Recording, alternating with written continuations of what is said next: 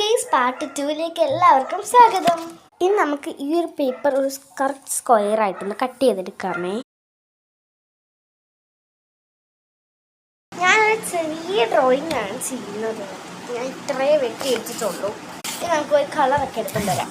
കളറുകളെല്ലാം ഞാൻ എടുത്ത് അടുക്കി വെച്ചേക്കുന്നത് ഇതിനകത്താണ് കേട്ടോ. ഇതിനകത്ത് കളറും ബാക്കിയുള്ള അലുക്കുലത്തെ സാധനങ്ങളെല്ലാം ഇതിനകത്തും ഉണ്ട്.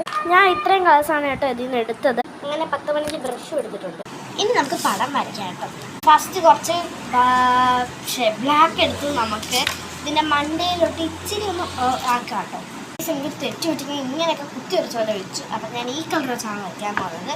ഈ കളർ വെച്ച് വരച്ചപ്പോൾ എനിക്ക് തെറ്റി കേട്ടോ. എന്തോ ഒരു ഇങ്ങനെ അന്നേരം തന്നെ അവർക്ക് ഒബ്സർവ് ആവും. പക്ഷേ ഈ കളർ അങ്ങനെ ഒബ്സർവ് ആവത്തില്ല കേട്ടോ.